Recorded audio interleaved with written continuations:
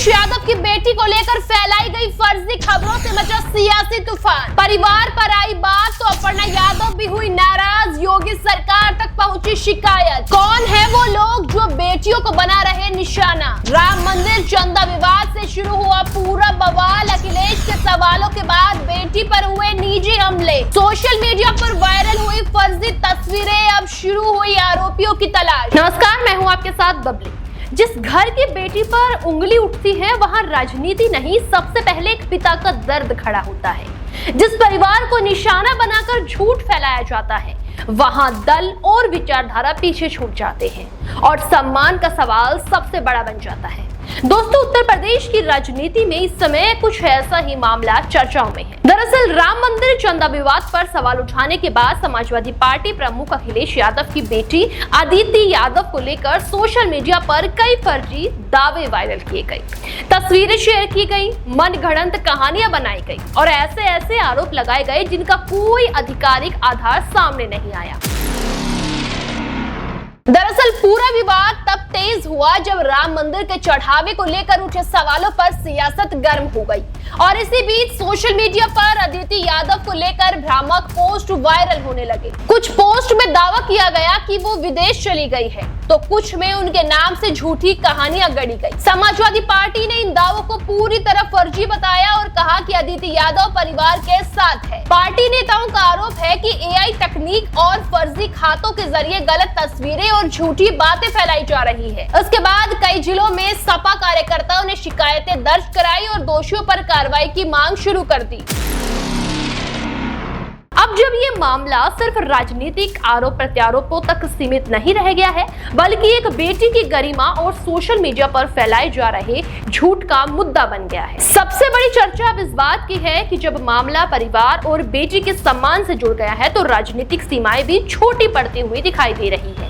सियासी गलियारों में चर्चा है कि परिवार के लेवल पर भी इस मुद्दे को गंभीरता से लिया जा रहा है और इसी वजह से अपर्णा यादव का नाम भी चर्चाओं में सामने आने लगा है। हालांकि किसी आधिकारिक बातचीत की पुष्टि नहीं हुई है, लेकिन राजनीतिक हलकों में यह संदेश जरूर जा रहा है कि बेटी के सम्मान का सवाल किसी एक दल का नहीं बल्कि पूरे समाज का मुद्दा है। दोस्तों, यही कारण है कि अब बहस इस बात पर ज्यादा हो रही है कि आखिर फर्जी सामग्री फैलाने वालों तक कानून कब पहुंचेगा। उधर प्रशासनिक लेवल पर भी नजरें इस मामले पर टिकी हुई हैं। साइबर अपराध से जुड़े मामलों में पिछले कुछ सालों में उत्तर प्रदेश पुलिस ने कई बार सख्त कार्रवाई की है और इसीलिए अब उम्मीद जताई जा रही है कि वायरल पोस्ट, फर्जी तस्वीरों और भ्रामक दावों की तकनीकी जांच की जाएगी। आपको बता दें, सोशल मीडिया पर सबसे पहले सामग्री किसने डाली, किसने उसे फैलाया और क्या एआई के जरिए तस्वीरों से छेड़छाड़ की गई है, इन सभी बिंदुओं पर जांच हो सकती है। यही वजह है कि कई लोग इसे सिर्फ राजनीतिक विवाद नहीं बल्कि साइबर अपराध के रूप में भी देख रहे हैं। अब सबकी नजर किस पर? फर्जी पोस्ट डालने वाले कौन? किसने बनाई एआई तस्वीर? किसने शुरू की अफवाह? कब होगी पहचान? क्या होगा बड़ा एक्शन? राजनीतिक जानकार मानते हैं कि उत्तर प्रदेश में चाहे कितनी भी तीखी राजनीतिक लड़ाई क्यों ना हो, लेकिन परिवार और बेटियों को निशाना बनाने वाली राजनीति को आम जनता पसंद नहीं करती। यही कारण है कि सोशल मीडिया पर भी बड़ी संख्या में लोग इस तरह की पोस्ट का विरोध करते हुए नजर आ रहे हैं। कई लोगों ने लिखा है कि विचारों की लड़ाई अपनी जगह है, लेकिन किसी की बेटी के बारे में झूठ फैलाना स्वीकार नहीं किया जा सकता। यही वजह है कि अब ये मुद्दा सिर्फ राजनीतिक बहस से निकलकर सामाजिक संवेदनशीलता का मुद्दा बन गया है।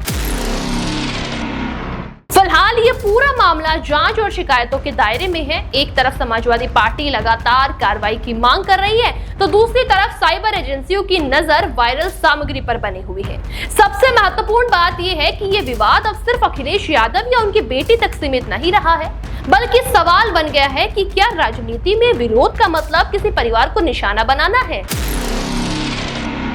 क्या सोशल मीडिया पर झूठ फैलाने वालों को खुली छूट मिलनी चाहिए? और क्या कानून ऐसे मामलों में उदाहरण पेश करेगा? दोस्तों, अब सबकी नजर इस बात पर टिकी है कि जांच कहां तक पहुंचती है और क्या वास्तव में उन लोगों तक कानून का हाथ पहुंचता है जिन्होंने एक बेटी के नाम पर झूठ और भ्रम फैलाने की कोशिश की है।